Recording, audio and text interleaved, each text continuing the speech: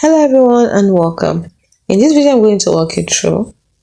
I'll give you a step-by-step guide on how to add a Tescoclub card to Apple Wallet. Now, this is via email. As you know, before you can do this, you need to have a Tescoclub card account. You need to have an Apple device like iPhone, Apple Watch, iPad or Mac with Apple Wallet enabled, then an iOS 11.2 or later. Your Apple device needs to be running iOS 11.2 or later. Now let's get to these steps properly.